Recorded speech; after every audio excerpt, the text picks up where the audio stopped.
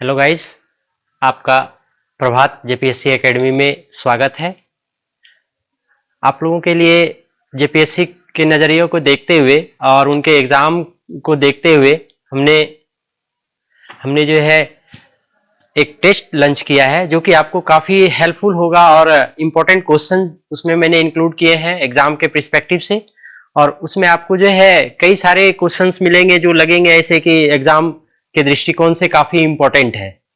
ठीक है, तो आप लोगों के सामने जो है टेस्ट सीरीज रखते हैं और आप लोगों से पोलाइटली रिक्वेस्ट है कि हमारे द्वारा जो ये सीरीज स्टार्ट किया गया है कृपया लाइक और सब्सक्राइब करें ताकि हमारा जो है चैनल ज़्यादा से ज़्यादा ग्रो हो और मैं आपके समक्ष जो है कई सारे वीडियो को सामने लेकर के आऊँ जो आपके लिए काफ़ी फायदेमंद होगा और काफ़ी यूजफुल होगा।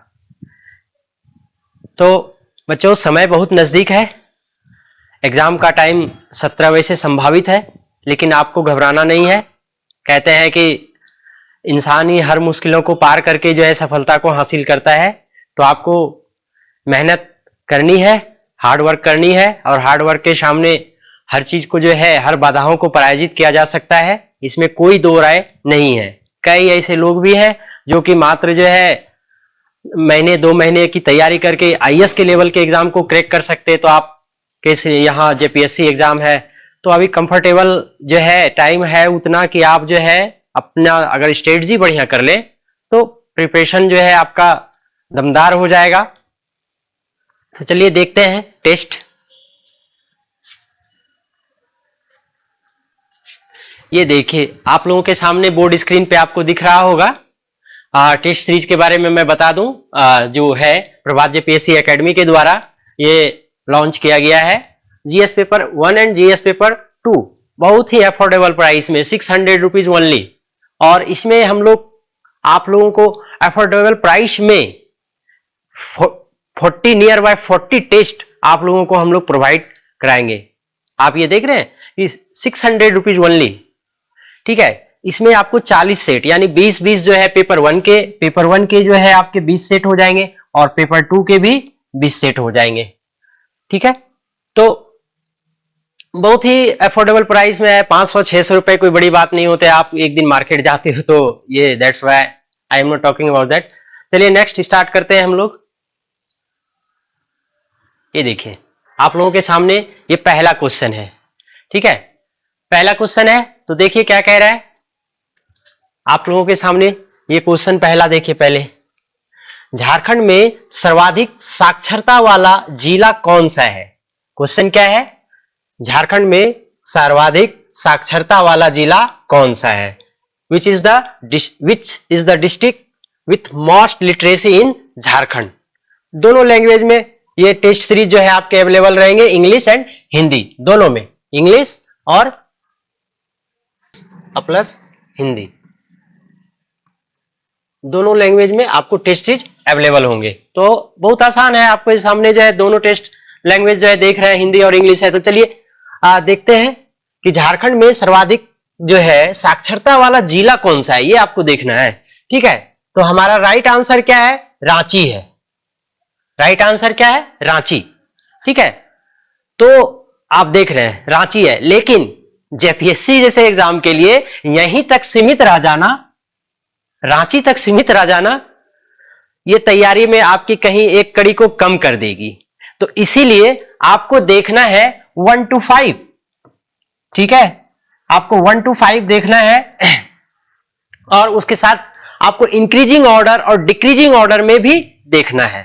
साथ ही साथ आप इसके लिए क्या कर सकते हैं, जस्ट इसके अपोजिट जो है सबसे कम साक्षरता वाला, क्या सबसे कम, ये भी देखना है आपको। और इसका भी क्या देखना है, सबसे कम में भी देखना है, यानी झारखंड में सबसे कम साक्षरता वाला जिला कौन सा है, तो आपको वो भी देखना है। साथ साथ उनके इंक्रीजिंग और डिक्रीजिंग ऑर्डर दोनों को देखना है, इंक्रीजिंग ऑर्डर और डिक्रीजिंग ऑर्डर दोनों का। क्या चीज का, सर्वाधिक वाले का भी और कम वाले का भी, इंक्रीजिंग डिक्रीजिंग। कई बार ऐसे क्वेश्चन पूछे जाते हैं जिसमें जो है आपको अरेंजमेंट करने के लिए दिया जाता है। ठीक है, इंक्रीजिंग और डिक्रीजिंग ऑर्डर पे। तो इसका राइट आंसर हो गया रांची। चलिए नेक्स्ट क्वेश्चन पे आते हैं। नेक्स्ट क्वेश्चन है रांची विश्वविद्यालय। रांची विश्वविद्यालय का गठन किस विश्वविद्यालय से अलग होकर किया गया था? किस विद्यालय से अलग होकर के किया गया था? ठीक है, तो Ranchi university was form separately from which university? तो देखिए आप लोगों के सामने है, कौन सी है यूनिवर्सिटी? पटना है, बिहार है, विनोबा भावे है या कोल्हान यूनिवर्सिटी है? आप देख रहे हैं पटना यूनिवर्सिटी, आपके दिमाग में बात आ रही होगी पटना यूनिवर्सिटी कहां है, रांची यूनिवर्सिटी कहां है, विनोबा भावे कहां है। तो इसमें आपको बताना है कि रांची विश्वविद्यालय किस यूनिवर्सिटी से अलग होकर के बनी थी, यह चीज आपको बताना है। तो कौन सा होगा आपको यह देखना है। तो आप बताइए, क्या बिहार है सही, क्या विनोबा भावे सही है या कोल्हान सही है? कौन सा सही है? तो बिहार विश्वविद्यालय। कौन सा आपका? बिहार विश्वविद्यालय। इसके साथ आप सिर्फ ये ना देखिए कि गठन कब हुआ, किस विद्यालय से होकर के, उसमें गठन, डेट, उनका प्रॉपर नाम क्या था उस यूनिवर्सिटी का, यह भी आपको ध्यान रखने की जरूरत है। क्वेश्चन किसी भी तरीके से जेपीएससी बना सकती है, ऐसा थोड़ी ना कि मतलब लॉलीपॉप वाला क्वेश्चन, एकदम इजीली क्वेश्चन आपको दे दिया और आप बना करके आ गए। जेपीएससी की भी जो एक दायरा है और एक पीसीएस एग्जाम जो है, तो इस वजह से आपको देखना पड़ेगा। तो आप देख रहे हैं बिहार विश्वविद्यालय, एक्चुअल में इसका नाम क्या था आपको यह बताना है। आप सोचिए एक मिनट अपने जहन में कि क्या नाम था। तो बाबा साहब, क्या नाम है? बाबा साहब भीमराव अंबेडकर। उस समय जो नाम था उसका क्या नाम था? बाबा साहब भीमराव अंबेडकर यूनिवर्सिटी।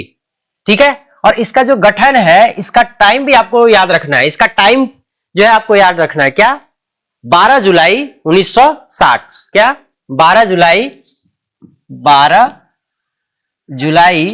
1960। ये भी आपको इंपॉर्टेंट रखना है। फिर मैंने बोला, ठीक है, इसका भी आपको याद रखना है। क्या याद रखना है भाई? ये जो है बाबा साहब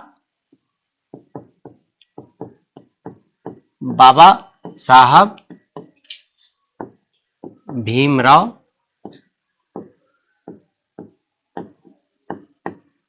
अंबेडकर। ठीक है, बाबा साहब भीमराव अंबेडकर जो है विश्वविद्यालय, यही आपको क्या है?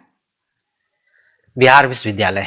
ठीक है, चलिए तो देख रहे हैं आपके लिए हम बिल्कुल शानदार टेस्ट सीरीज लेकर के आए हैं। आप लोग प्लीज चैनल को लाइक एंड सब्सक्राइब कीजिए और आपके लिए जो अफोर्डेबल प्राइस रखी गई है 600 रुपीज, आप पेमेंट करके, फोन पे यहाँ पे दिया हुआ है, ऊपर जो है आपका नंबर जो है दिया हुआ है, आप ये देख रहे हैं, ये नंबर है हमारा। ठीक है, इस नंबर पे आप पेमेंट करके उसके बाद आप टेस्ट सीरीज ज्वाइन कर सकते। और टेस्ट सीरीज के दौरान आपको कई सारी खूबियां देखने के लिए मिलेगी, एक्सप्लेनेशन देखने के लिए मिलेगी, साथ ही साथ आपको एग्जाम की स्ट्रेटजी, कम समय में एग्जाम के स्ट्रेटजी को भी हम बताएंगे कि कैसे क्रैक करना है। ठीक है, एक होता है स्मार्ट स्टडी, कैसे किस तरीके से करना होता है। एक्चुअल में हम मेहनत करते हैं, 12-12 घंटे 15-15 घंटे मेहनत करते हैं, लेकिन कुछ विद्यार्थी ऐसे होते हैं जो कि स्मार्ट स्टडी करते हैं और स्मार्ट स्टडी करके वो 12 घंटे का काम जो है 6 घंटे में ये निपटा लेते हैं। तो हम आपके साथ जब रूबरू होंगे तो आपको ये बताएंगे भी कि स्ट्रेटजी क्या है, आपका जो है क्या स्ट्रेटजी होनी चाहिए एग्जाम को क्रैक करने के लिए। सबसे पहले जरूरी होती है सिविल सर्विसेज एग्जाम जो है, इस सब एग्जाम में सबसे पहले आपको स्ट्रेटजी, एक बेहतर रणनीति औरों की अपेक्षा, ये आप अपने जगह पे बैठे हुए तो आपको लग रहा है कि यूनिक है हमारा, लेकिन नहीं, और भी कोई है जो आपसे यूनिक तरीके से, बेहतर तरीके से रणनीति अपना करके अपनी तैयारी कर रहे हैं। तो बीच बीच में जो है आपको हम ये बताते रहेंगे। ठीक है, तो हमारा चैनल जो है लॉन्च हो चुका है और टेस्ट सीरीज भी जो है लॉन्च हो चुका है, तो आप जल्दी से जल्दी जो है इसको सब्सक्राइब कीजिए और समय को देखते हुए इसका लाभ भी उठाइए। चलिए नेक्स्ट क्वेश्चन पे आते हैं। देखिए नेक्स्ट क्वेश्चन है आपके सामने। नेक्स्ट क्वेश्चन क्या है? झारखंड में पूर्वी भारत का सबसे पुराना कॉलेज किसे माना जाता है? सबसे पुराना कॉलेज कौन सा है? तो देखिए, आप पढ़े भी होंगे, आपके दिमाग में बातें भी आ रही होंगी। जरा देखिए इन क्वेश्चन को। Which is considered to be the oldest college of Eastern India? कौन से भाग की बात कर रहा है? Eastern India. और कहां बात कर रहा है? तो आपका इन द झारखंड। कहां पे? झारखंड में। तो झारखंड में, हमारे राज्य में, ठीक है, सबसे, भारत का सबसे पुराना कॉलेज, अब वो पूर्वी एरिया में, ठीक है, भारत के पूर्वी एरिया की बात कर रहा है। तो कौन सा है? तो बताइए आप लोग, कौन सा सही है? रांची कॉलेज, या बीआईटी सिंदरी, या महिला कॉलेज, या संत कोलंबस कॉलेज हजारीबाग? हजारीबाग से सब कोई परिचित होंगे। तो आप बताइए इन चारों में से कौन सा ऑप्शन सही है? तो थर्ड का राइट आंसर क्या था? आप संत कोलंबस हजारीबाग। कौन सा है? संत कोलंबस हजारीबाग, ठीक है। और एक चीज और आपको यहां पे नोट करना है, ये आपका क्या है, झारखंड का पहला, मैंने आपको हिंट्स दे दिया, झारखंड का पहला क्या है? झारखंड का पहला ये, यानी प्रथम कॉलेज क्या था? प्रथम कॉलेज झारखंड का संत कोलंबस हजारीबाग, ठीक है, संत कोलंबस कॉलेज हजारीबाग। चलिए नेक्स्ट क्वेश्चन पे आते हैं। हमारा नेक्स्ट क्वेश्चन है विनोबा भावे। सब कोई परिचित है, विनोबा भावे विश्वविद्यालय के वर्तमान कुलपति कौन है? विनोबा भावे विश्वविद्यालय के वर्तमान, अभी में जो वर्तमान कुलपति कौन है? आपको यह भी मेंशन करना है, जब आप पढ़ रहे हो या टेस्ट सीरीज बनाने के बाद जो है, आप इस चीज को जरूर मेंशन करें अपने नोट्स में कि विनोबा भावे विश्वविद्यालय कहां है, ये आपको देखना पड़ेगा। तो आपको बताना है कि कुलपति कौन है, ठीक है। तो विनोबा भावे विश्वविद्यालय के वर्तमान कुलपति जो है कौन है? विच is the present vice chancellor of Vinoba Bhave university? तो राइट आंसर क्या है बताइए? तपन कुमार सांडियल, या सुमन कैथरीन किस्पोट्टा? सुमन कैथरीन किस्पोट्टा, या इंद्रनील मन्ना? इंद्रनील मन्ना। नेक्स्ट क्या है? डीके सिंह। तो बताइए which is the right answer? तो which is the right answer? Right answer will be Suman Catherine Kispotta. Suman Catherine Kispotta. तो ये बहुत ही अच्छा और बहुत बढ़िया क्वेश्चन है। करंट से भी कनेक्ट करके हम लोग देख रहे हैं कि करंट में जो है कौन है, तो क्वेश्चन बन सकता है। आप ये देख रहे हैं ना झारखंड में शिक्षण संस्थान, तो उस टॉपिक से ये रिलेटेड है। और देखिए आप इसमें करंट भी जोड़ेगा, इस बात को एकदम ध्यान रखना है कि आपको इसके साथ करंट भी जोड़ना है, तो आपको स्ट्रेटजी में लेके चलना है। चलिए नेक्स्ट आते हैं। नेक्स्ट क्वेश्चन देखिए बोर्ड पे है, आप देख सकते हैं। नेक्स्ट क्वेश्चन क्या है, पढ़ लीजिए एक बार, देख लीजिए आप लोग क्या कह रहा है। संथाली साहित्य, संथाली साहित्य का भारतेंदु, भारतेंदु किसे कहा जाता है? हिंदी में भी है, हमारा हिंदी में भी है। तो सेम नेम से पूछ रहा है, क्या पूछ रहा है? संथाली साहित्य का भारतेंदु कौन है? संथाली हमारे राज्य की जो है भाषा है, ठीक है, संथाली। तो बताना है आपको संथाली साहित्य का भारतेंदु किसे कहा जाता है। आप देखिए क्वेश्चन को, क्या है? रघुनाथ मुर्मू, शारदा प्रसाद किस्कू, शारदा प्रसाद किस्कू, डोमन साहू समीर, डोमन साहू समीर, और पंचानन मरांडी। तो आपको बताना है कि इन चारों में कौन सा आंसर सही है।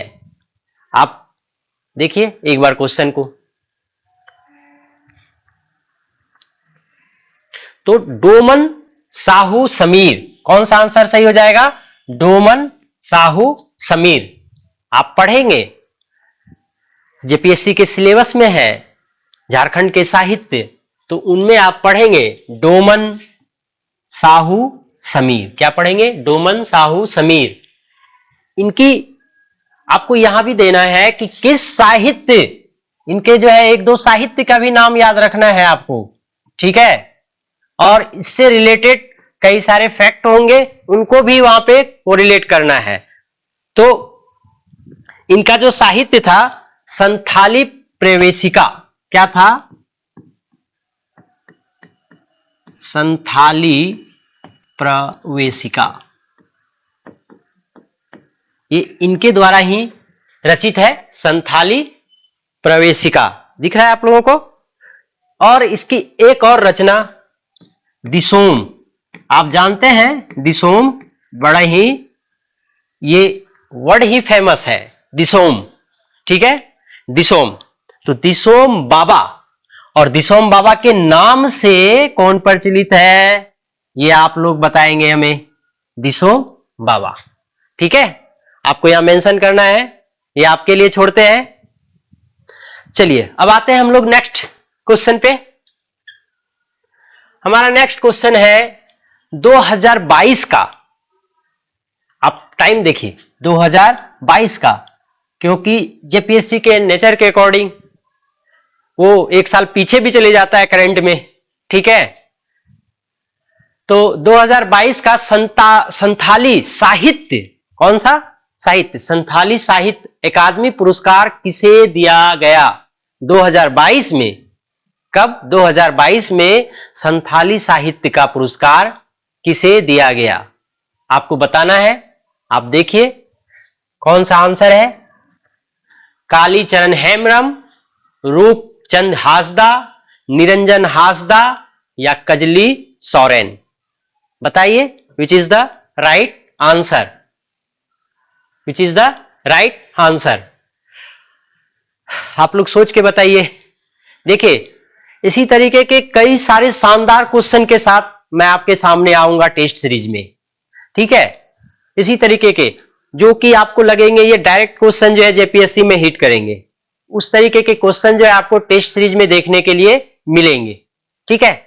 उसके साथ उनका दायरा भी जो है, कई सारे दायरे जो क्वेश्चन को लेकर के जो कनेक्टिंग पॉइंट होते हैं, जैसे एक क्वेश्चन है उससे कई सारे कनेक्टेड पॉइंट है, उसको भी हम देखेंगे और आपको भी देखना है।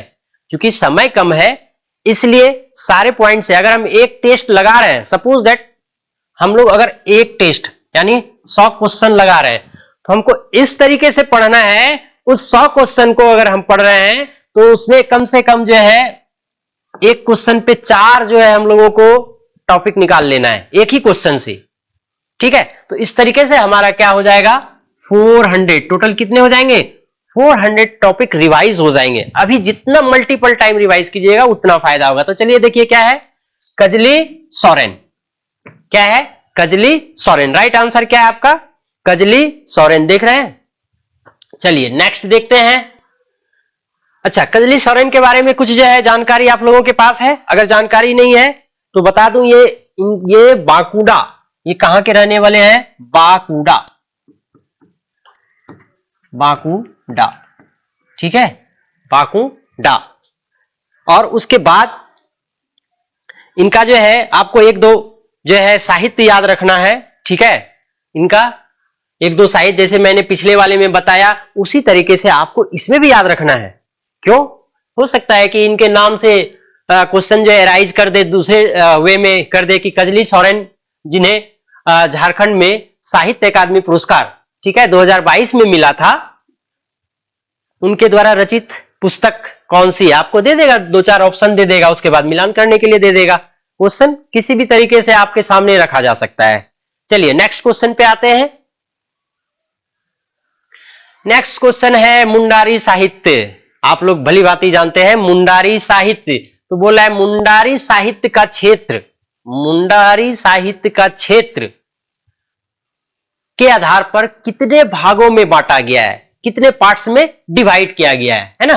Mundari literature divided on the basis of region, how many parts? तो आपको बताना है 7, 6, 5 एंड 4, कौन सा सही होगा आप बताइए।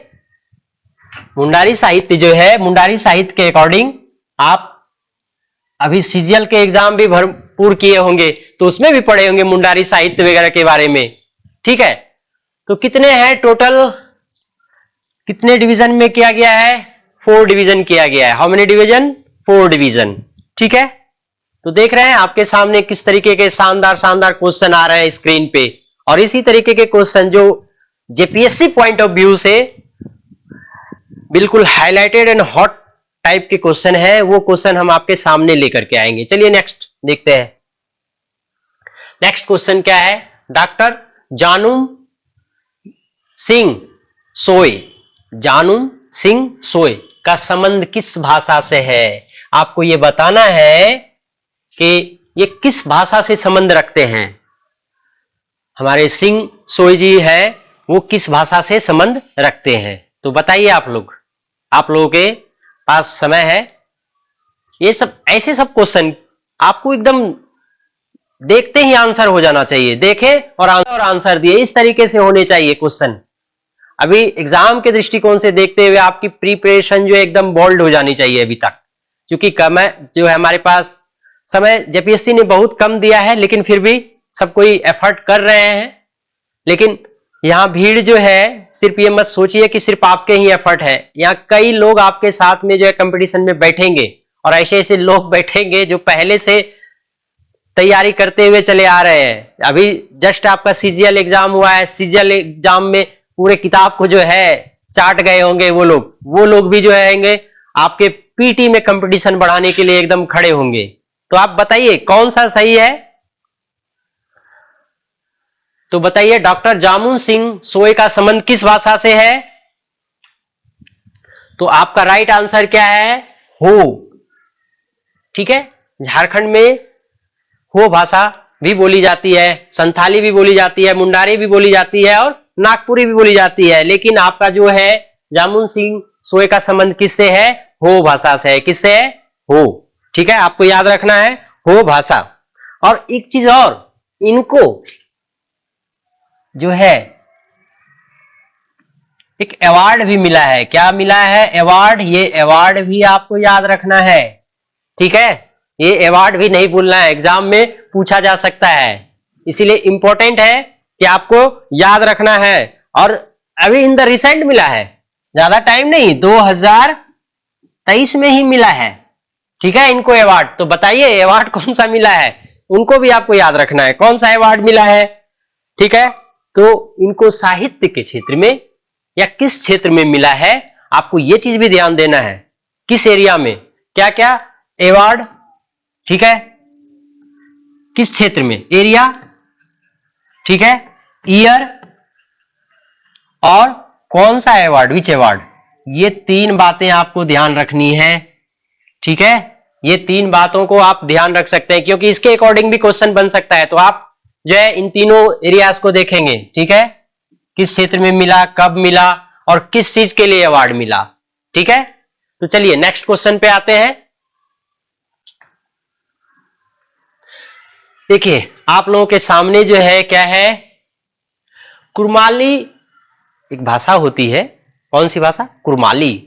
तो कुरमाली भाषा एलिमेंट, ठीक है, किसके द्वारा लिखी गई? कुरमाली भाषा एलिमेंट, क्या कह रहा है क्वेश्चन? कुरमाली भाषा एलिमेंट किसके द्वारा लिखी गई, आपको बताना है। तो क्या आंसर होगा? खुदीराम महतो, बुद्धू महतो, निरंजन महतो, राजेंद्र प्रसाद महतो। आप देखिए, आप पढ़े होंगे, देखिए कौन सा सही आंसर है।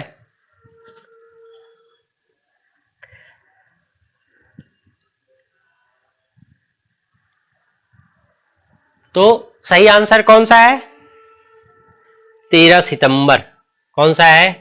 13 सितंबर 2022, 13 सितंबर 2022, 13 सितंबर। और देखना है आपको, तो ये भी पूछ सकता है, जब खेल नीति लागू हुई, अगर आपको घुमाना है क्वेश्चन को, अगर जेपीएससी को घुमाना है तो वो आपको पूछ देगी कि ये खेल नीति जब लागू हुए थे, झारखंड में वर्तमान खेल नीति लागू हुए तो उस समय हमारे सीएम कौन थे। ठीक है, अभी देख ही रहे कि आपका सीएम जो है चेंज हो गया है, चंपई सोरेन। ठीक है, तो राइट आंसर क्या है बच्चों? ये 13 सितंबर 22। चलिए अब हम लोग नेक्स्ट क्वेश्चन पे आते हैं। रीड कीजिए, देखिए आपके स्क्रीन पे क्वेश्चन दिख रहे हैं। क्वेश्चन क्या है? झारखंड राज्य क्रिकेट एसोसिएशन को झारखंड राज्य क्रिकेट एसोसिएशन को क्या कह रहा है? बीसीसीआई, बहुत ही फेमस है बीसीसीआई, ठीक है, द्वारा कब मान्यता दी गई? ठीक है, बीसीसीआई, क्योंकि ये देखिए स्टेट क्रिकेट एसोसिएशन है ना, तो इसको मान्यता कौन देगी? बीसीसीआई देगी। ठीक है, आपको एक चीज और याद रखना है। क्या याद रखना है? पेपर 1 के लिए इंपॉर्टेंट हो जाता है कि वर्तमान में इसके कौन है, अध्यक्ष वगैरह कौन है, वो भी याद रखना है। किसके लिए? पेपर 1 में जो है करंट पर्सपेक्टिव से ये इंपॉर्टेंट हो जाता है। बीसीसीआई के जो अध्यक्ष कौन है आपको याद रखना है, आप जाकर के देखिए। ठीक है, तो आपको इसको भी माइंड में रखना है, बीसीसीआई के अध्यक्ष कौन है। तो कई सारी चीजें आते हैं, तो आपको क्वेश्चन जो है क्या है कि कब ये लागू हुआ? 2001, 2003, 2004 या 2007? किसमें ये लागू हुआ बताइए? क्वेश्चन क्या पूछ रहा है आप एक बार पढ़ लीजिए, आराम से पढ़ लीजिए, कोई दिक्कत नहीं है। देखिए तो झारखंड ये जो है ना 2000 में, कब? 2000 में,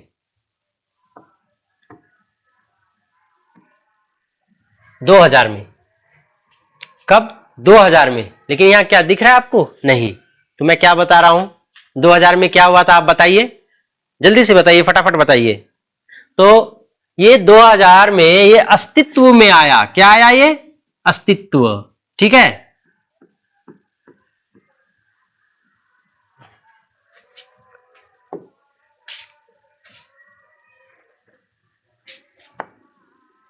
तो 2000 में ये अस्तित्व में आया। ठीक है, और आपका 2003, कब? 2003 में मान्यता प्राप्त हुई। किसके द्वारा? बीसीसीआई के द्वारा। तो 2000 में अस्तित्व में आया, तो आपको एकदम कंफ्यूज नहीं होना है। कब? 2000 में अस्तित्व में आता है और 3 साल बाद इन्हें बीसीसीआई के द्वारा क्या मिल जाता है? मान्यता मिल जाता है। तो चलिए नेक्स्ट क्वेश्चन पे आते हैं।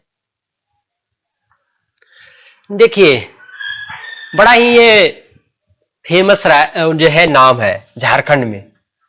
क्या कह रहा है? सुमराय टेटे। सुमराय टेटे आप नाम सुने होंगे, अब परिचित भी होंगे इस नाम से। उसके आगे क्या है? सुमराय टेटे को ध्यानचंद पुरस्कार से कब सम्मानित किया गया?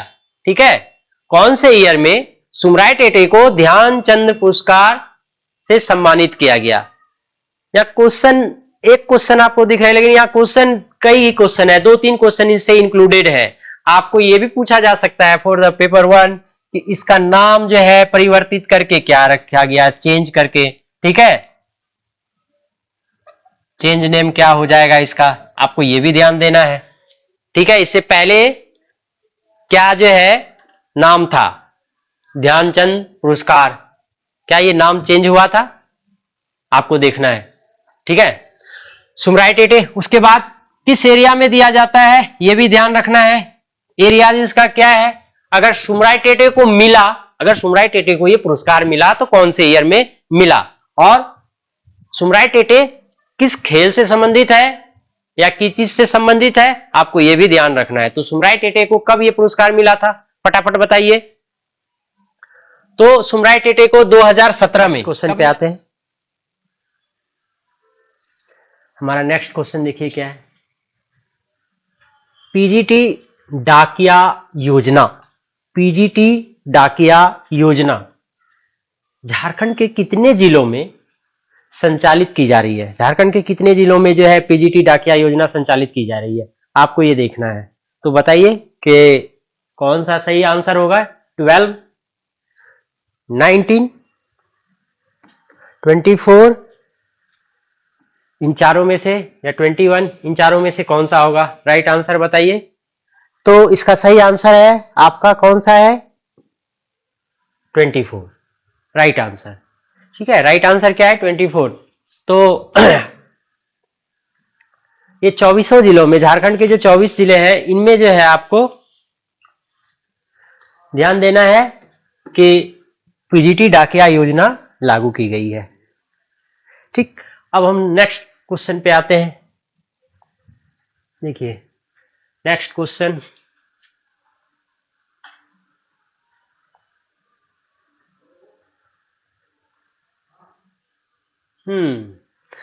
तो देखिए नेक्स्ट क्वेश्चन क्या है, देवघर और रांची, देवघर और रांची सहित झारखंड के किन दो अन्य जिलों में उड़ान योजना के तहत, कौन सी योजना, आपको योजना ध्यान रखना है, उड़ान योजना, उड़ान योजना के तहत हवाई अड्डा बनाया जा रहा है, हवाई अड्डा बनाया जा रहा है।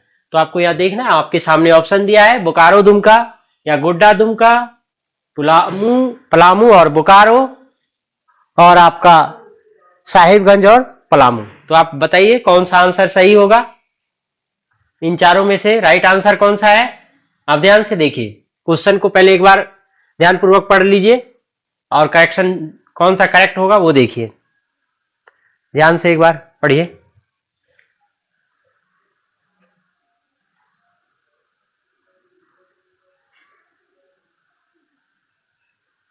तो आपका राइट आंसर कौन सा है, बोकारो दुमका। ठीक है, तो उड़ान योजना के तहत, ठीक है, देवघर, रांची, बोकारो और दुमका, ठीक है, देवघर,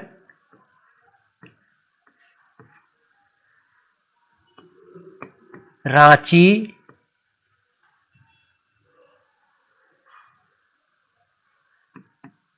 देवघर, रांची, फिर है बोकारो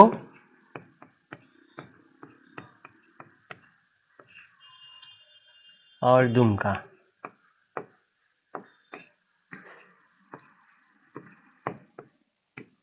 ये आपको ध्यान रखना है, ठीक है, इन चार जगहों का नाम याद रखना है, देवघर, रांची, बोकारो और दुमका, इन चार जगह का नाम याद रखना है। तो उड़ान योजना के तहत, ठीक है, इन दोनों में तो हो चुका है, अब इन दोनों में भी वर्क किया जा रहा है। चलिए नेक्स्ट क्वेश्चन पे आते हैं। नेक्स्ट क्वेश्चन आपका क्या है, निम्नलिखित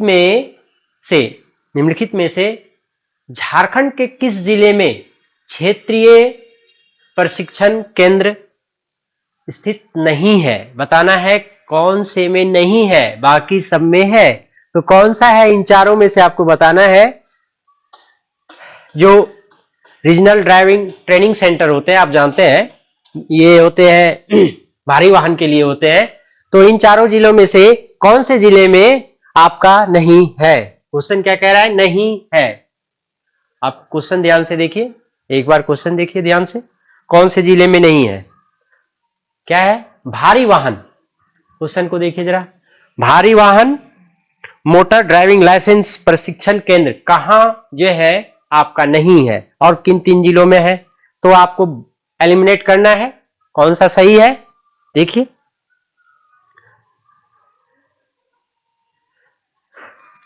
राइट आंसर क्या है, बताइए जल्दी फटाफट बताइए। तो आपका देखिए कोडरमा है, ठीक है, या नहीं है, तो आपका कोडरमा, चतरा और धनबाद, कोडरमा,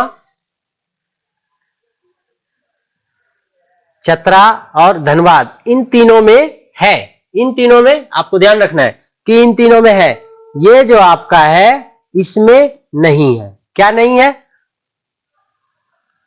चालक प्रशिक्षण केंद्र। तो राइट आंसर हमारा क्या हो गया, देखिए एक बार मैं फिर से कर देता हूं आप लोगों के सामने। तो राइट आंसर क्या हो गया हमारा, जो है लोहरदगा, लोहरदगा में नहीं है, कोडरमा में है, ठीक है, आपका चतरा में है, धनबाद है, अभी चल रही है, इसमें पहले फेज में तो है, इन तीनों को जो है आपका, इन तीनों को, सॉरी एक मिनट, इन तीनों को देखिए आपका लोहरदगा में क्या है, नहीं है, तो राइट आंसर क्या हो जाएगा, आंसर क्या हो जाएगा हमारा डी, क्योंकि क्वेश्चन क्या पूछ रहा है, नहीं है, तो ऐसे क्वेश्चन को ध्यान से आपको पढ़ना भी है। चलिए नेक्स्ट क्वेश्चन पे आते हैं। नेक्स्ट क्वेश्चन क्या है, झारखंड के किस जिले को डिजिटल इंडिया पुरस्कार, कौन सा पुरस्कार, डिजिटल इंडिया पुरस्कार से सम्मानित किया गया है? कौन से जिले को क्या कह रहा है, डिजिटल इंडिया पुरस्कार से सम्मानित किया गया है? बताइए कौन सा है? Which district of Jharkhand has been awarded the digital award, digital India award आपको देखना है। तो बताइए राइट आंसर क्या है?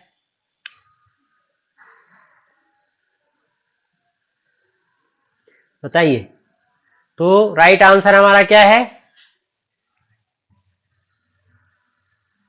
ये आपका है कोडरमा। कौन सा सही है? Koderma is the right answer. ठीक है। और ये डिजिटल इंडिया के तहत कहां इसको पुरस्कार मिला था? ठीक है, नई दिल्ली में विज्ञान भवन में राष्ट्रपति के द्वारा दिया गया था डिजिटल इंडिया पुरस्कार। ठीक है, कोडरमा डिस्ट्रिक्ट को जो है मिला है आपको क्या, डिजिटल इंडिया पुरस्कार। नेक्स्ट क्वेश्चन पे आते हैं। तो देखिए क्वेश्चन क्या है, जयपाल सिंह मुंडा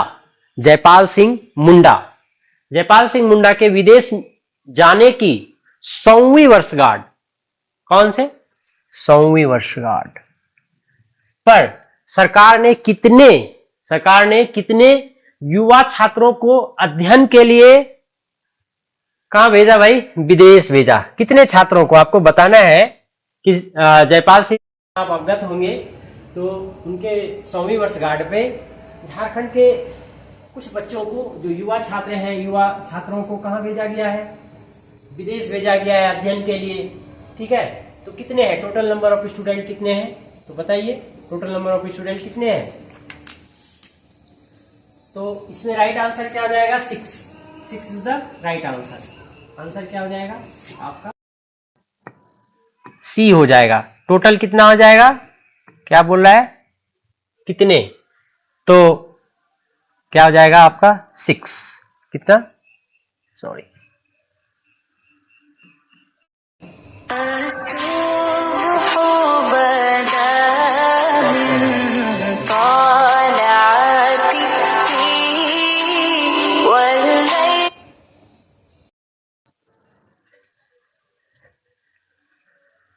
तो देखिए क्या है राइट आंसर? 6। चलिए नेक्स्ट पे आते हैं।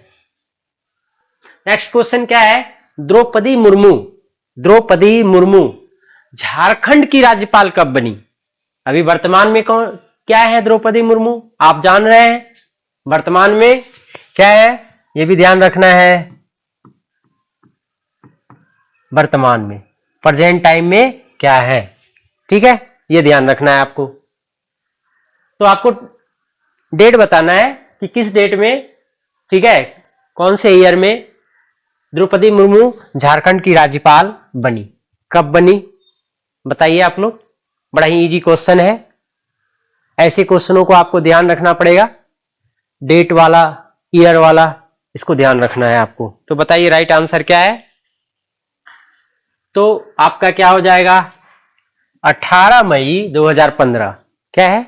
18 मई 2015 आपका राइट आंसर है। तो यानी अभी वर्तमान में क्या है? ये राष्ट्रपति है। ठीक है, और इससे पहले, इससे पूर्व क्या था? आप देखिए, ये झारखंड की क्या थी? राज्यपाल थी। अब वर्तमान में कौन है? राष्ट्रपति है। ठीक है, तो राइट आंसर क्या हो गया? 18। चलिए अब नेक्स्ट हम लोग देखते हैं। नेक्स्ट क्वेश्चन है, झारखंड राज्य, ठीक है, झारखंड राज्य के नए प्रतीक चिन्ह का अनावरण किस तिथि को किया गया था? आप देखते हैं ना, झारखंड सरकार का लोगो लगा रहता है, ठीक है, झारखंड गवर्नमेंट का। तो बोल रहा है उस लोगो का अनावरण कब किया गया था? प्रतीक चिन्ह का अनावरण, ये डेट आपको बताना है कि कब किया गया था। बताइए राइट आंसर क्या होगा इसमें? देखिए 15 अगस्त, 14 अगस्त, ठीक है, तो आपका कौन सा सही है? या तो इन चारों में से कोई एक ही होगा ना। आप बताइए इन चारों में से कौन सा सही है?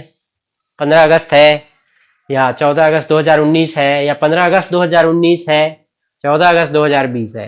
ठीक है, 14, 15 और 19, 20, आपको ये ध्यान रखना है। तो कौन सा राइट आंसर है?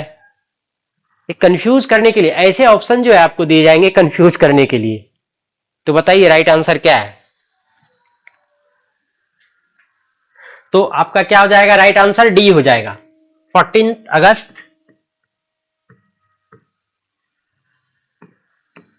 2020, यानी 14 अगस्त 2020 राइट आंसर हो जाएगा। चलिए अब नेक्स्ट क्वेश्चन पे आते हैं। अच्छा, और ये जो अनावरण किया गया था, एक चीज और आपको ध्यान रखना है कि इसका जो अनावरण किया गया था कहां किया गया था। ठीक है, और इससे रिलेटेड जो है, इसमें जो आप देख रहे हैं ये जो चिन्ह है, ये चिन्ह जो है, प्रतीक चिन्ह जो है, इस प्रतीक चिन्ह में, ठीक है, आपको देखना है कितने पशु, ठीक है, कितने पशु हैं, हमारा राजकीय फूल क्या है और कितने नंबर है, ठीक है, काउंट करके। उसके बाद कितने सर्किल का यूज किया गया है, ठीक है, उनको भी ध्यान रखना है कि कितने सर्किल का यूज किया गया है। और क्या, इसमें कितने जे, इसमें एक जो है जे का प्रयोग किया गया है, आपको वो भी देखना है, जे। तो आपको देखना है ये जो जे है कितने हैं। ठीक है, चलिए नेक्स्ट क्वेश्चन पे आते हैं। हाँ, ये क्वेश्चन स्टेटमेंट है, तो इसमें बताना है कौन सा कथन गलत है, दिस इज द रॉन्ग। ठीक है, इन चारों ऑप्शन में कौन सा रॉन्ग है? तो आप एक बार पढ़िए इनको ध्यान से, आप इनको ध्यान से पढ़िए एक बार। क्या कह रहा है 21 क्वेश्चन? आदिम जनजाति पेंशन योजना, कौन सी योजना की बात कर रहे हैं? आदिम जनजाति पेंशन योजना। आदिम जनजाति पेंशन योजना के संबंध में निम्नलिखित में कौन सा कथन गलत है? गलत पूछ रहा है, रॉन्ग। क्या पूछ रहा है? रॉन्ग कौन सा है? रॉन्ग। आपको राइट नहीं कर देना है, रॉन्ग करना है कि रॉन्ग कौन सा है, रॉन्ग ऑप्ट करना है आपको। एक बार पढ़िए क्या कह रहा है क्वेश्चन, देखिए एक बार पढ़ के।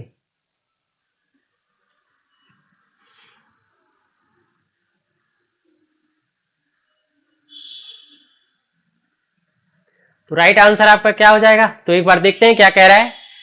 इसके तहत, इसके तहत आदिम जनजाति समूहों को पेंशन प्रदान की जाएगी।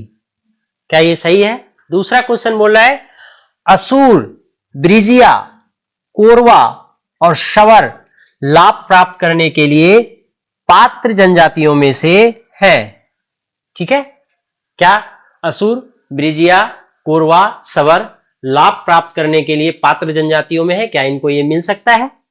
ठीक है, नेक्स्ट क्या बोल रहा है कि लाभ, लाभ विवाहित महिला को अन्यथा परिवार के मुखिया को दिया जाएगा। ठीक है, बड़ा ध्यान से देखिएगा, इसमें क्या बोल रहा है? लाभ विवाहित महिला, वैसी महिला जो विवाहित है और उनको लाभ मिल रहा है किसी अन्य सोर्स से। ठीक है, तो क्या इसके अलावे अन्यथा परिवार के मुखिया को दिया जाएगा? डी क्या कह रहा है? आदिम जनजाति परिवारों के लिए 500 रुपये, ठीक है, 500 प्रतिमाह पेंशन दे है। क्या सही है बताइए, इन चारों ऑप्शन में से कौन सा सही है? तो राइट आंसर क्या है आपका? डी। क्या है? D is the right answer. D answer आपका क्या है? राइट है। तो एक बार आप क्वेश्चन ध्यान से देख लीजिए ताकि आपको उसके स्टेटमेंट जो है एलिमिनेशन करने में आसान हो। राइट आंसर मैंने आपको बता दिया है, ध्यान से एक बार देख लीजिए क्योंकि स्टेटमेंट वाला है क्वेश्चन।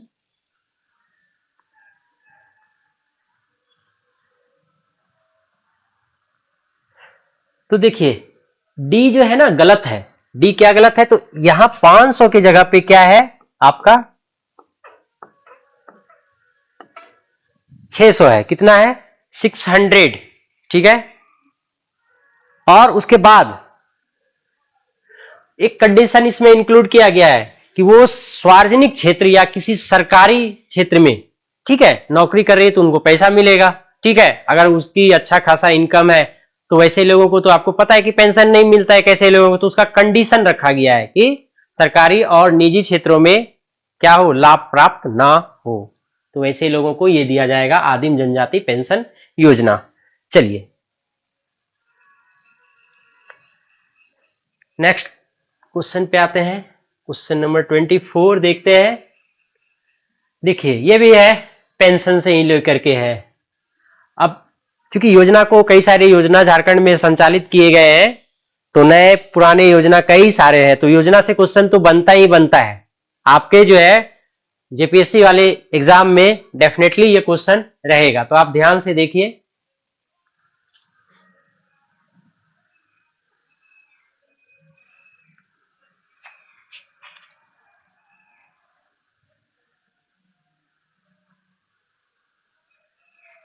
चलिए क्या कह रहा है क्वेश्चन, क्या कह रहा है, राज्य विधवा पेंशन योजना, कौन सा, राज्य विधवा पेंशन योजना के तहत गरीबी रेखा, आपको पता है गरीबी रेखा, बिलो द पॉवर्टी लाइन, गरीबी रेखा को प्रतिमाह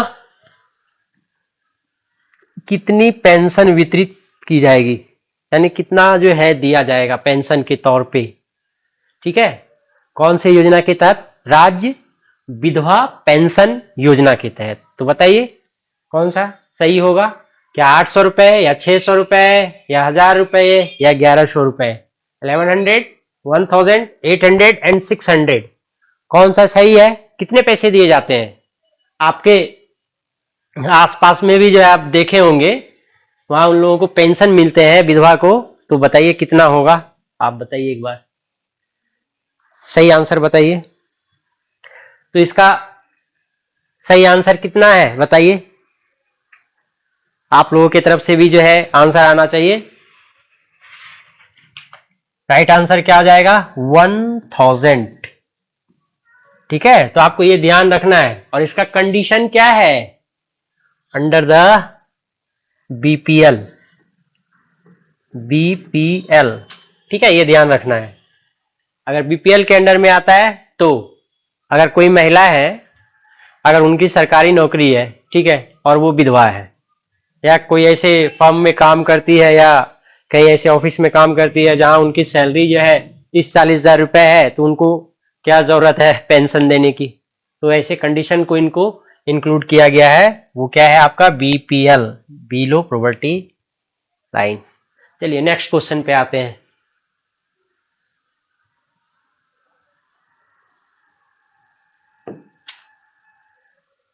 नेक्स्ट नहीं हो रहा है,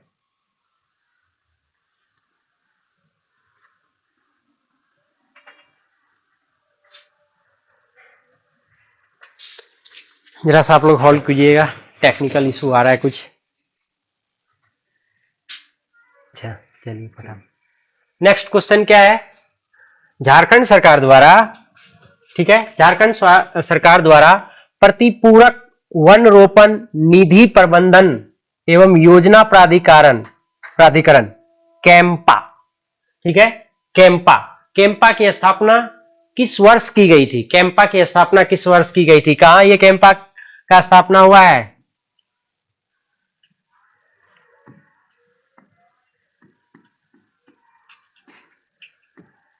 कैंपा बताइए किस वर्ष की गई है, फटाफट बताइए जल्दी से। 23rd नंबर क्वेश्चन है।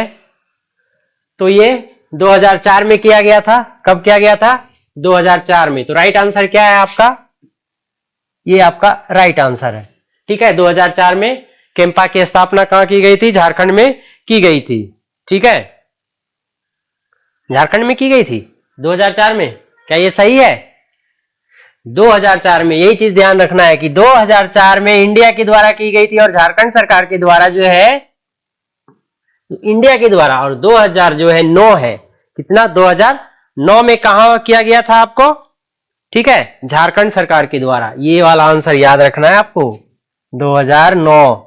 ये क्या है, ये आपका हो जाएगा झारखंड के द्वारा, और ये इंडियन गवर्नमेंट के द्वारा, तो कैंपा, ठीक है, कैंपा। तो प्रतिपूरक वनरोपण निधि प्रबंधन योजना प्राधिकरण, कैंपा। तो कैंपा सबसे पहले किसके द्वारा गठित की गई, इंडियन गवर्नमेंट के द्वारा, फिर उसके बाद झारखंड गवर्नमेंट के द्वारा। तो इंडियन गवर्नमेंट के द्वारा 2004 और झारखंड के द्वारा 2009। चलिए नेक्स्ट क्वेश्चन, नेक्स्ट क्वेश्चन फटाफट देखिए क्या है। आपको देख रहे हैं किस तरीके के शानदार शानदार क्वेश्चन जो है सेट्स में दिख रहे होंगे, और भी बेहतरीन तरीके से जो है मैं ऐसे ऐसे क्वेश्चन जो जेपीएससी पॉइंट ऑफ व्यू से इंपॉर्टेंट है उन सब क्वेश्चन को मैं सेट में इंक्लूड करूंगा और आप लोगों के सामने लेके आऊंगा। चलिए पढ़ते हैं इसको, क्या कह रहा है क्वेश्चन। क्वेश्चन क्या कह रहा है कि झारखंड इथेनॉल उत्पादन प्रोत्साहन नीति, कौन सा है, झारखंड इथेनॉल उत्पादन प्रोत्साहन नीति 2022, ठीक है, डेट भी याद रखना है 2022। ये नीति कब की है, तो 2022 के तहत राज्य में इथेनॉल उत्पादन से संबंधित फैक्ट्री खोलने पर निवेशकों को कितनी सब्सिडी मिलेगी, पता है ना, सब्सिडी कितनी मिलेगी। क्या आंसर कौन सा सही है, 10 करोड़ रुपए या उनके कुल निवेश का, ठीक है, 15% बोला है, 10 करोड़ रुपया या जितना उन्होंने निवेश किया उस निवेश पर 15% या 30 करोड़ रुपये और उनके कुल निवेश पर 25%। सी 20 करोड़, ठीक है, रुपये या उनके कुल निवेश पर 20%, ठीक है, या 50 करोड़ रुपये या उनके कुल निवेश का 30%। कौन सा सही है देखिए आप लोग एक बार ध्यान से, कौन सा सही है, राइट आंसर क्या हो जाएगा। तो राइट आंसर आपका क्या होगा बताइए, राइट आंसर हो जाएगा 30 करोड़ रुपए या उनके कुल निवेश का 25%। कितना, 25%, और कितना होना चाहिए, मान के चलिए 30 करोड़ रुपए और परसेंटेज में 25, यानी कुल निवेश पर, ठीक है। ये जो आपका बी है आंसर, ये सही होगा, ठीक है, बी आंसर सही होगा। तो 30 करोड़ रुपए और कुल निवेश का कितना प्रतिशत, 25%, ठीक है। और अगर बोलेगा आपको कि किसके तहत, तो ये आपको नाम याद होना चाहिए, MSME याद है, एक बार जाके देखिएगा इनको क्या है ये। तो चलिए इसको पूरा डिस्कस करेंगे, तो यहाँ वीडियो जो है ज्यादा टाइम लेगा और आपको थोड़ी सी परेशानी होगी। चलिए बहुत ही बेहतरीन क्वेश्चन है, अभी इसका एग्जाम भी कंडक्ट कराया गया था, रिसेंटली इसका एग्जाम कंडक्ट कराया गया था। क्या बोल रहा है, एकलव्य मॉडल आवासीय विद्यालय, जो अभी आपने एग्जाम दिया किस चीज का, EMRS, ये भी विवादों में फंसी हुई थी, लेकिन इनका बहुत ही जल्द एग्जाम कंडक्ट करा लिया गया, ना कि आपके जो झारखंड की तरह वेट किया गया। देख लीजिए EMRS, तो बोला है कि EMRS के अंतर्गत किस कक्षा के आदिवासी छात्रों को शिक्षा दी जा रही है, आपको ये ध्यान रखना है, आदिवासी छात्र, ठीक है, ये देखिए आपको ये ध्यान रखना है। तो योजना कौन सी है, सॉरी कौन सा है, EMRS, ठीक है, EMRS, Eklavya model residential school, Eklavya model residential school. तो कौन से क्लास से आपको बताना है, 6 से 12 तक या 5th से 10th तक या 12 से 2nd से 12 तक या 1st से 10th तक, बताना है कौन सा राइट आंसर होगा। देखिए एक बार आप बताइए, सोच के फटाफट जल्दी जल्दी बताइए राइट आंसर क्या है, ताकि मैं फटाफट अगला जो है कर सकूं। तो राइट आंसर क्या है, 6 से 12, 6 से 12 तक, ठीक है, राइट आंसर क्या होगा। तो ये जैसे है ना आपका, क्योंकि ये रेसिडेंशियल स्कूल है, ये भी आप सुने होंगे, NVS नवोदय विद्यालय, ठीक है, JNV जिसको बोलते हैं नवोदय विद्यालय समिति के तहत, ठीक है, JNV जवाहर नवोदय विद्यालय, JNV, ये भी रेसिडेंशियल स्कूल है, ठीक है, और किसके द्वारा संचालित है ये भी देखना है आपको, ठीक है, किसके द्वारा संचालित है, पूछ दिया जाता है कभी कभी, तो देख लेना है आपको, संचालित मानव संसाधन विकास मंत्रालय। चलिए नेक्स्ट देखते हैं 28 नंबर क्वेश्चन, बहुत ही शानदार क्वेश्चन, और इससे तो क्वेश्चन आपके रहेंगे ही, पेपर 1 में 2 क्वेश्चन और पेपर 2 में 5 क्वेश्चन, तो सिर्फ डाइजेस्टर मैनेजमेंट DM से आपके 7 नंबर है दोनों पेपर को मिला करके, जिसमें से पेपर 1 जो है आपका कितना है 2 क्वेश्चन, और पेपर 2 कितना है आपका 5 क्वेश्चन, देख रहे हैं, और इतना शानदार टॉपिक है, आप आसानी से 7 को 2 से मल्टीप्लाई कर दीजिए, यानी 14 नियर बाय 14 नंबर के जो है 14 नंबर के मार्क्स जो है उठा सकते हैं। तो बताइए कौन सा सही है, क्या कह रहा है कि आपदा प्रबंधन अधिनियम जो है, ठीक है, 2005 आया था, उसके अनुसार राज्य प्राधिकरण की प्राथमिक जिम्मेदारी क्या है, प्राइमरी जिम्मेदारी, जब प्राइमरी रिस्पॉन्सिबिलिटीज क्या है ये आपको बताना है, प्राथमिक जिम्मेदारी क्या है, ठीक है। तो देखिए ऑप्शन देखिए, सभी राहत कार्यों को स्वयं निष्पादित करना, सभी जितने भी राहत कार्य है, आपको पता ही है कि आपदा जब आती है तो अचानक आती है, बोल के नहीं आती है, ठीक है, तो वैसे कंडीशन में राज्य सरकार के द्वारा क्या कदम उठाया जाएगा प्राइमरी स्टेज में, आपको ये बताना है। तो पहला ऑप्शन है सभी राहत कार्यों को स्वयं निष्पादित करना, दूसरा है अंतर्राष्ट्रीय एजेंसियों के साथ समन्वय करना, ठीक है, आपदा प्रबंधन के लिए नीतियां और योजना बनाना, और डी नंबर जो ऑप्शन है आपका क्या कह रहा है, पुनर्वास के लिए वित्तीय सहायता प्रदान करना, पुनर्वास के लिए वित्तीय सहायता प्रदान करना। तो देखिए राइट आंसर क्या है, देख के बताइए। तो ऐसे जो है डिजास्टर मैनेजमेंट टॉपिक को आप अगर पढ़ लेते हैं, अच्छे से कवर कर लेते हैं, तो आपके दोनों पेपर में काम आएंगे, एक नहीं दोनों पेपर में। इससे रिलेटेड कई सारे फैक्ट जो है आपको एकदम आसानी से याद हो जाएंगे, बहुत ही इजी है डाइजेस्टर मैनेजमेंट वाला जो है, तो आसान से आप जो है 14 नंबर जो है वहां से उठा सकते हैं। तो बताइए इसके राइट आंसर क्या है, जल्दी से बताइए।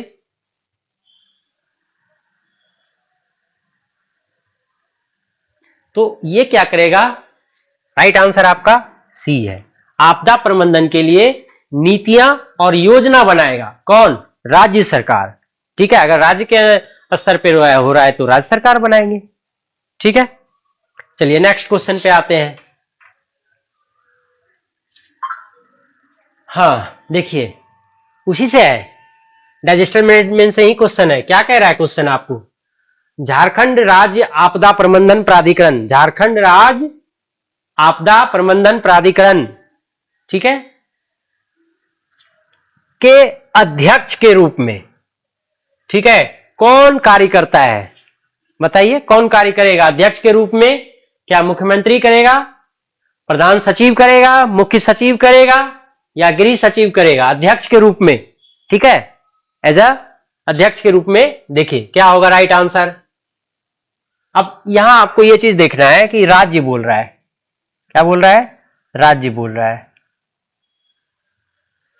ठीक है, और आपका कौन सा प्राधिकरण है एक ये देखना है आपको, ठीक है।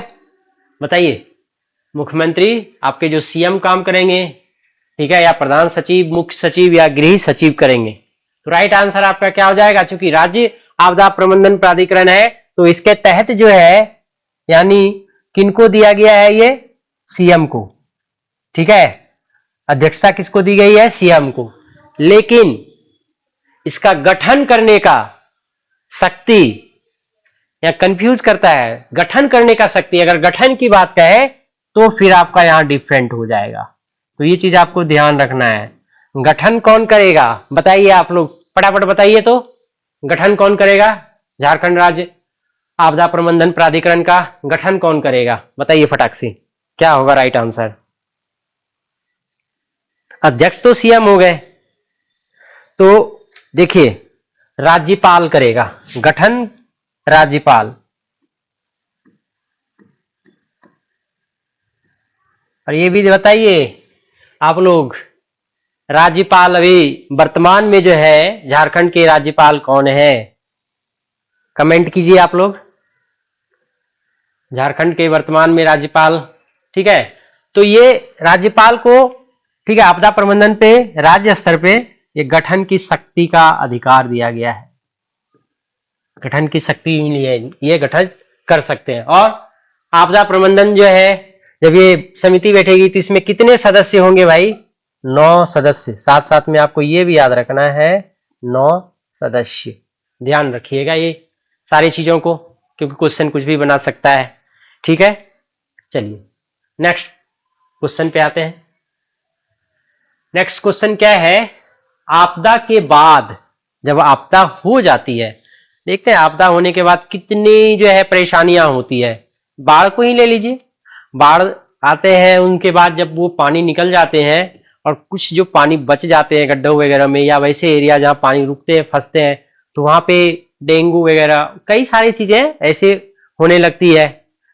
तो वही बता रहा है कि आपदा के बाद परिदृश्यों के दौरान, ठीक है, जेसमेड़ा, ठीक है, JSDMA द्वारा किस प्रकार के संदेश प्रसारित किया जाता है, किस प्रकार का संदेश दिया जाता है? आप बताइए, बड़ा ही ये आसानी से कॉमन क्वेश्चन है। केवल पाठ संदेश प्रसारित किया जाता है, केवल ध्वनि, या पाठ और ध्वनि संदेश दोनों, या केवल वीडियो संदेश? यानी अवेयर कैसे किया जाता है? कहने का मतलब ये है कि प्रसारित करके अवेयर किया जाता है उस एरिया में कि जो है क्या क्या जो है सावधानी बरतनी चाहिए, उसके बारे में ये बात कर रहा है, क्योंकि आपदा के बाद जो है भी तो दिक्कत होती है। ठीक है, तो बताइए राइट आंसर क्या है 28 का? 28 का राइट आंसर आपका क्या हो जाएगा? सी, पाठ और ध्वनि संदेश दोनों। ठीक है, नेक्स्ट क्वेश्चन देखते हैं हम लोग। नेक्स्ट क्वेश्चन 31 है, सॉरी 29 है। आपदा प्रबंधन के संदर्भ में, आपदा प्रबंधन के संदर्भ में राज्य के विभिन्न विभागों की विकास योजनाओं की समीक्षा में राज्य आपदा प्रबंधन प्राधिकरण की क्या भूमिका है? जो राज्य स्तर पर है, ठीक है, स्टेट लेवल पे है, उसमें राज्य की क्या भूमिका है? जैसे अपने में देखें, यहाँ पे झारखंड में क्या था, अभी तुरंत आप लोगों ने स्लाइड में देखा, प्रीवियस क्वेश्चन में आपने देखा। ठीक है, तो उसी तरीके से ये बता रहा है कि राज्य आपदा प्रबंधन की क्या भूमिका होगी। ठीक है, विकास योजनाओं की समीक्षा को लेकर के बात कर रहा है। तो बताइए राइट आंसर क्या है? एक बार क्वेश्चन ध्यान से पढ़िए, उसके बाद बताइए। तो राइट आंसर क्या हो जाएगा? राइट आंसर हो जाएगा आपका डी, यह सुनिश्चित करना कि रोकथाम, यह सुनिश्चित करना कि रोकथाम और शमन उपाय एकीकृत है। ठीक है, क्या है वो? एकीकृत है। तो ये डी आंसर हो जाएगा आपका। राइट आंसर क्या हो जाएगा? डी हो जाएगा। ठीक है, नेक्स्ट क्वेश्चन पे आते हैं। क्वेश्चन नंबर 30 देखिए। क्वेश्चन नंबर 30 क्या कह रहा है आपका? आपदा प्रबंधन अधिनियम कब आया? 2005 के अनुसार। कौन से अधिनियम? 2005 के अधिनियम के अनुसार राज्य सरकार, ठीक है, राज्य सरकार स्तर पर झारखंड राज्य आपदा प्राधिकरण, ठीक है, झारखंड राज्य आपदा प्रबंधन प्राधिकरण की स्थापना कब की गई थी? ठीक है, इसकी जो स्थापना कब की गई थी, इस्टेब्लिशमेंट कब हुआ था? तो ध्यान से देखिए, फटाक से बताइए, क्या 2005 है, 2010 है, 2015 है या 2020 है? कौन सा राइट आंसर है आप बताइए। क्वेश्चन आपको देखिए इंग्लिश में भी है, इंग्लिश और हिंदी दोनों में दिख रहे होंगे आपको स्क्रीन पे। तो ध्यान से बताइए कौन सा सही है, राइट आंसर कौन सा है, बताइए। जल्दी से बताइए, ऐसे सब क्वेश्चन तो फटाफट जो है आपको देखते ही आंसर कर देना चाहिए। देखे और आंसर किए। तो ये क्या हो जाएगा 2010। 2010 ठीक है। कभी कभार क्या होता है ना कि डायरेक्ट डेट दे करके पूछ लेता है, ठीक है, तो डेट भी आपको याद रखना है। तो इसको जो अधिसूचित किया गया था 28 मई, ठीक है, 28 मई 28 मई को अधिसूचित किया गया था, तो ये ध्यान रखिएगा आप, ठीक है। नेक्स्ट क्वेश्चन देखते हैं, क्वेश्चन नंबर आपका 31। हाँ, अब देखिए हम कौन से एरिया में आ गए, बड़ा ही इंपॉर्टेंट और स्टूडेंट के लिए बड़ा ही टफ, ठीक है। क्या है, CNT और SPT, ये दोनों भूमि को लेकर के जितने भी नियम बनाए गए थे उनको लेकर के है। ये बड़ा ही टफ पार्ट विद्यार्थियों को लगता है कि सर इतने सारे चीज क्यों, कैसे हम याद रखें, इतने इतने जो है धाराएं हैं, इतने लेसन्स हैं, कैसे हम इनको याद रखें। लेकिन सिलेबस में है, पढ़ना पड़ेगा। उसका भी एक शानदार वीडियो हम आप लोगों के समक्ष लेकर के आएंगे, ठीक है। काफी जो है इजिली वे में आपको समझाया जाएगा CNT SPT एक्ट को लेकर के। तो फिलहाल हम देखते हैं, क्वेश्चन पे आते हैं। तो क्या कह रहा है, भूगत बंधा बंधक की परिभाषा और दायित्व निम्नलिखित में किस अधिनियम में दिया गया है, ठीक है। किसकी बात कर रहा है ये रहा आपका भूगत बंधा बंधक, ठीक है। इंग्लिश में भी देखते हैं, ये देखिए आपका, ठीक है, भूगत बंधा मॉर्टेज, ठीक है, दिख रहा है आपको। तो बताइए किसके तहत है, और इसमें आपको सही उत्तर चूज करना है, ठीक है, बताना है। इस जो है कोड जो दिए गए हैं, कोड की सहायता से अपना उत्तर चुने।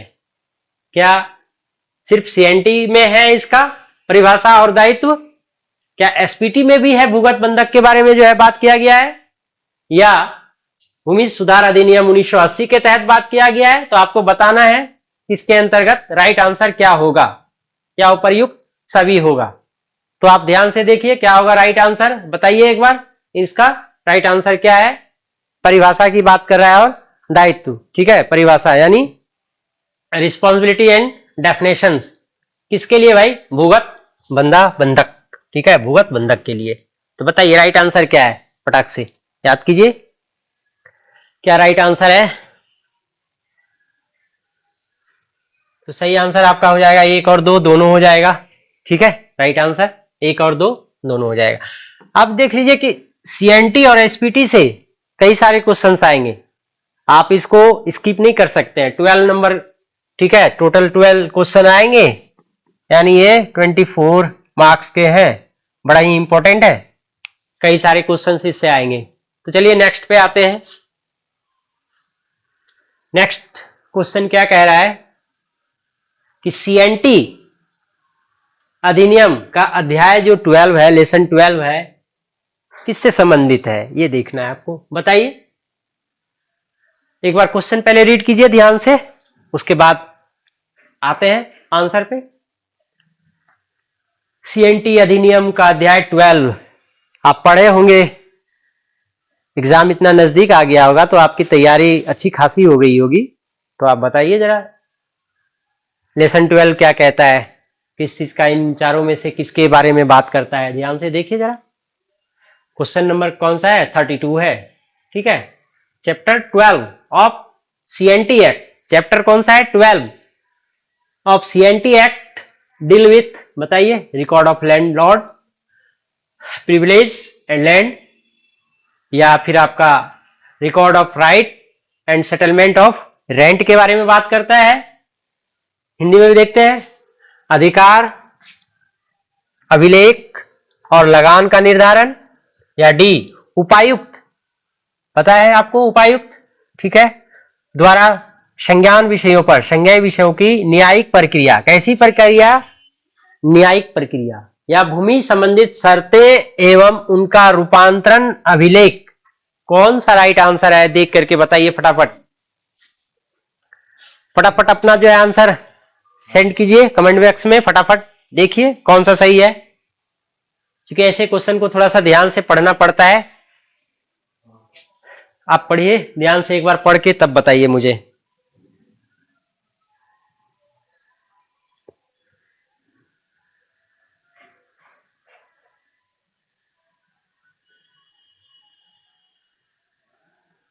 तो राइट आंसर क्या हो जाएगा?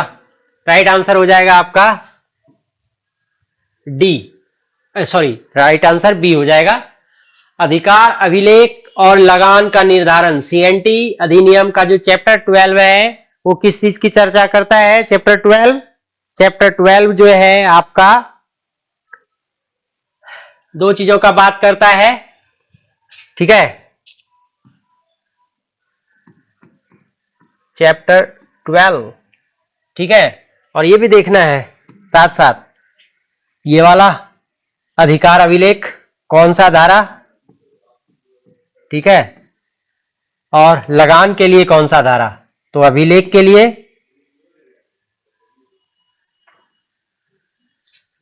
अधिकार अभिलेख,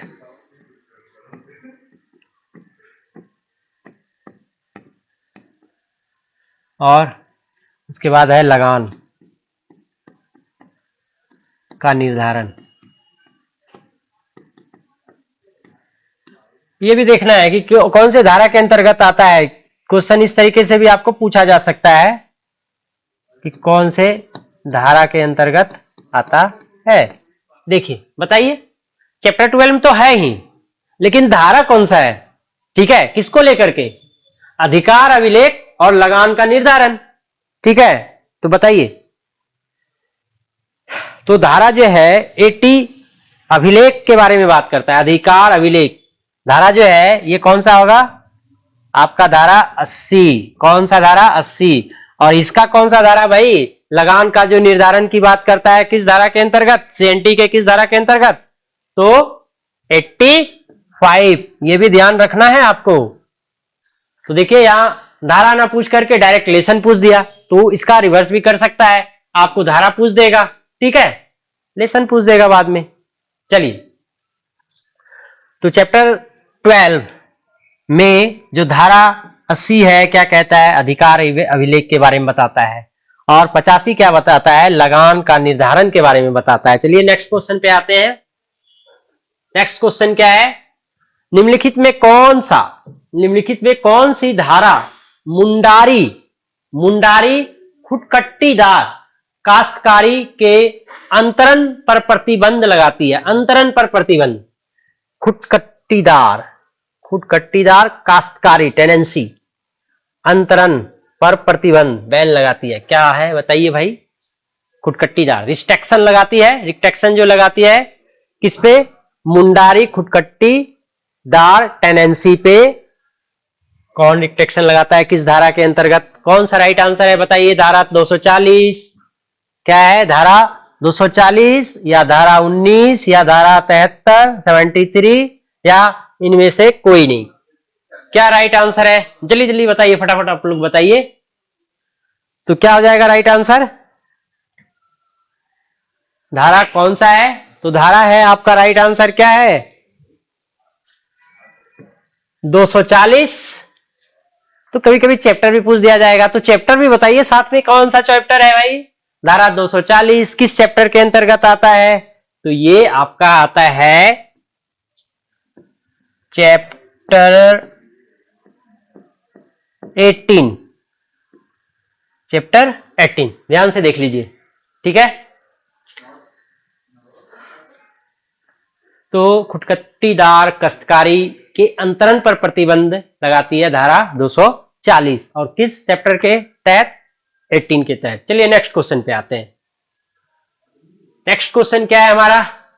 सीएनटी से ही है, फिर ही सीएनटी से है। अब इस बार बोल रहा है सीएनटी जो है आपका कौन सा धारा जो है? धारा 49। बताइए धारा 49 जो है क्या कहता है? आप लोग पढ़े हैं, फटाक से बताइए। बोला कतिपय परियोजनाओं के लिए अधिभोग भूधृति का स्थानांतरण या भूअरी भुअरी या भूधृति के अंतरण पर प्रतिबंध या न्यायालय आदेश के अधीन रैयती अधिकार, कौन से अधिकार? रैयती अधिकार के क्रय विक्रय यानी विक्रय पर क्या प्रतिबंध लगाना, ठीक है, और रैयत द्वारा या रैयत द्वारा अपने अधिकारों के अंतरण पर प्रतिबंध, अंतरण पर प्रतिबंध, ठीक है। तो आपको बताना है राइट आंसर कौन सा है, फटाक से बताइए। क्वेश्चन नंबर आपका 34 का राइट आंसर क्या होगा बताइए। सीएनटी की जो धारा है 49 ये क्या कहता है? धारा नंबर 40 जो है 49 क्या कहता है?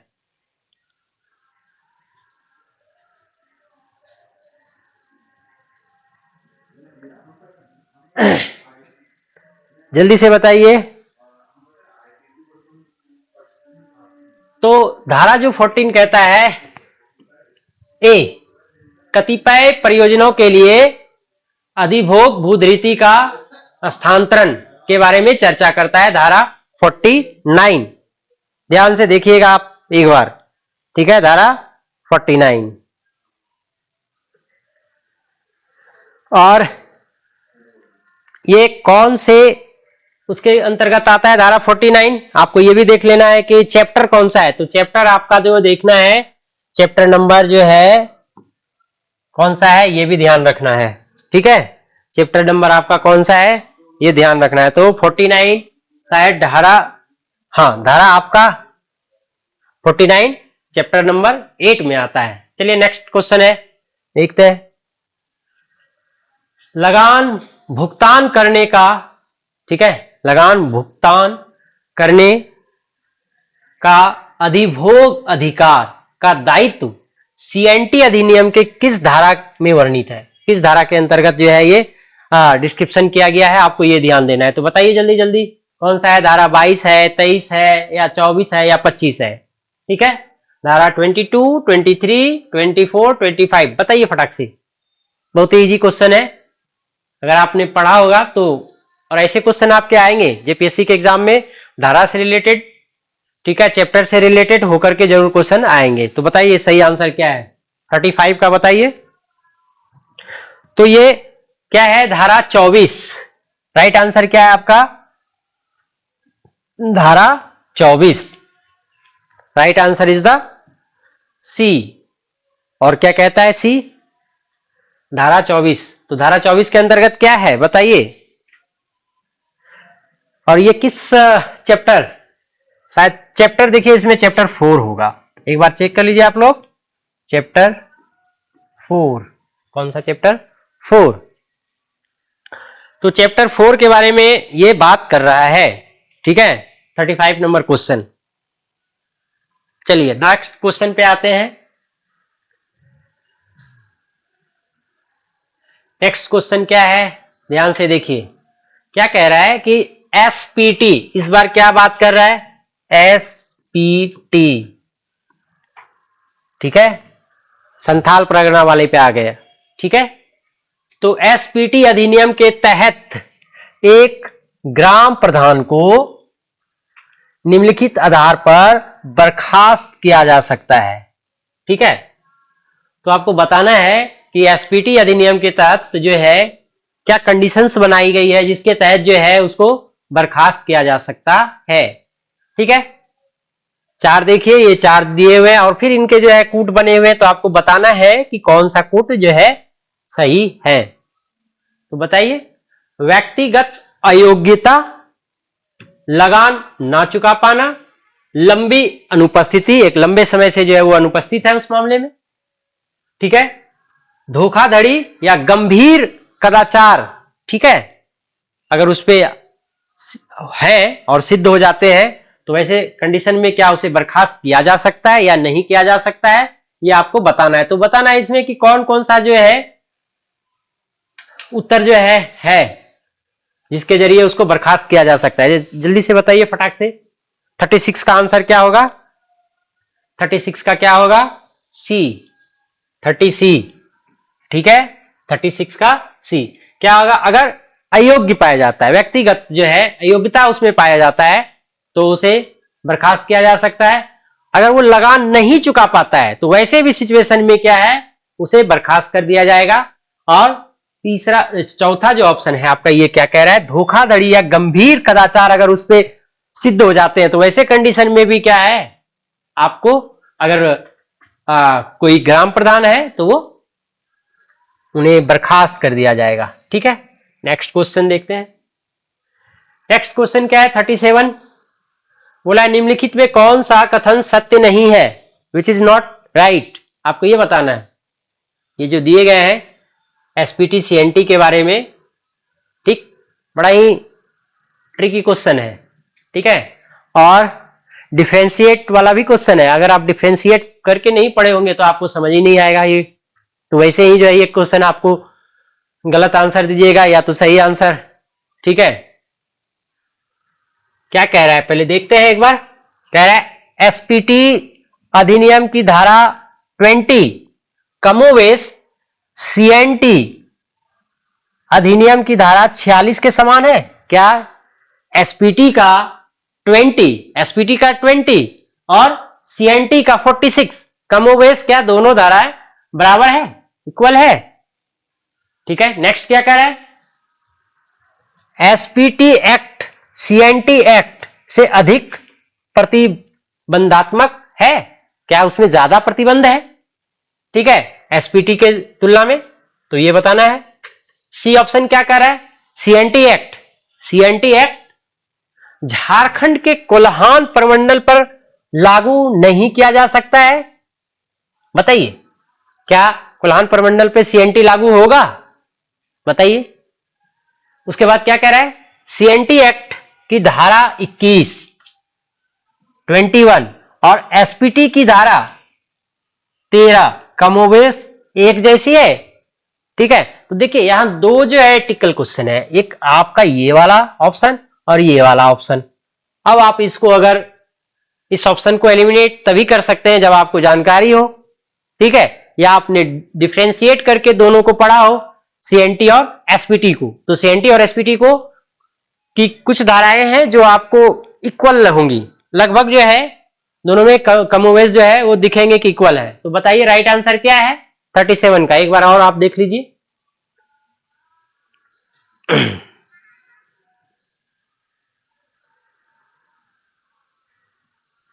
तो इसका राइट आंसर क्या है बताइए।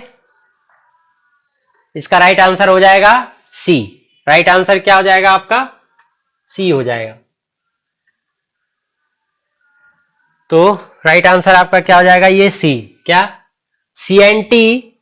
ठीक है, ये आंसर सही होगा आपका। सीएनटी एक्ट झारखंड के कोल्हान प्रमंडल पर लागू नहीं किया जा सकता, लेकिन इसको किया जा सकता है। ठीक है, कोल्हान प्रमंडल पे। नेक्स्ट क्वेश्चन देखते हैं अब।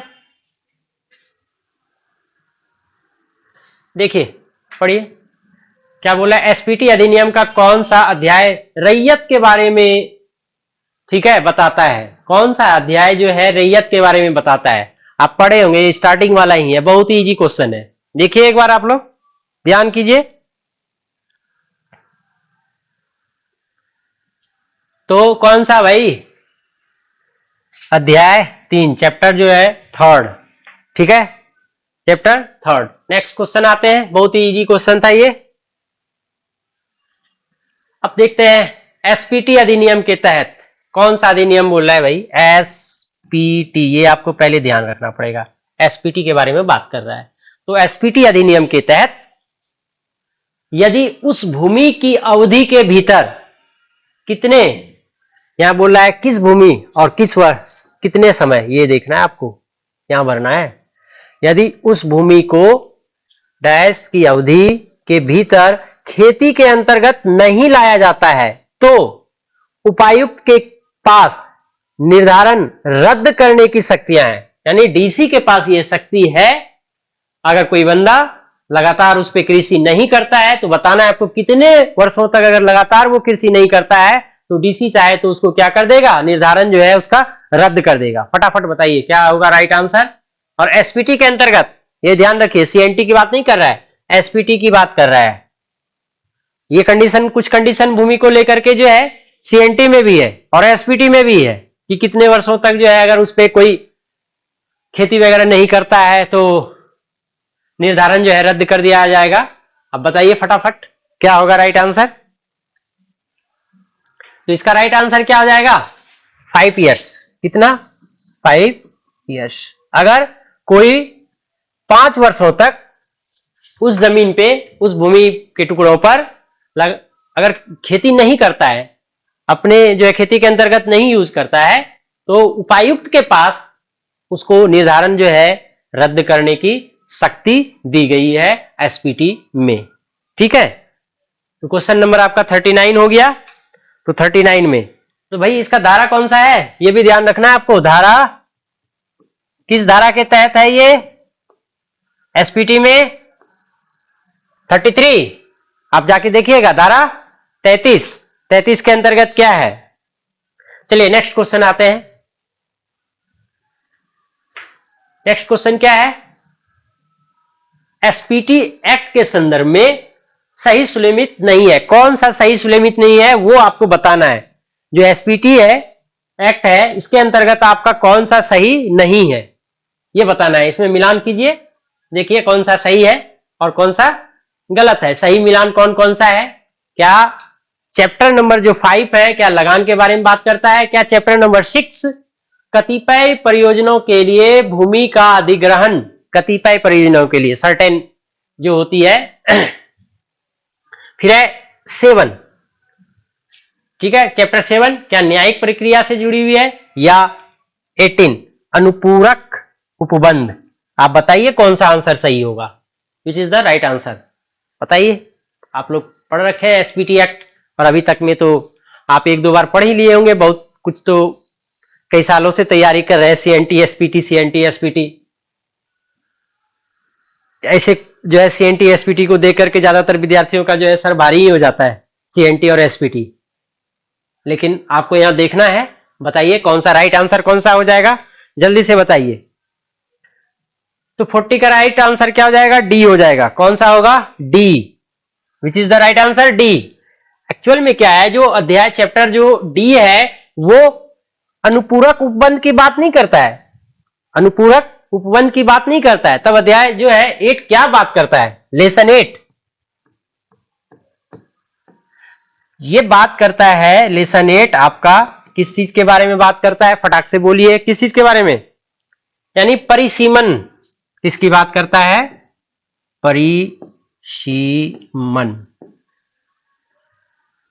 परिसीमन के बारे में बात करता है अध्याय 8। ठीक है, क्लास को यहीं तक रखते हैं। नेक्स्ट हम लेकर के तुरंत आएंगे आप लोगों के सामने, जो है समक्ष जस्ट ही लेकर के आएंगे। Okay bye.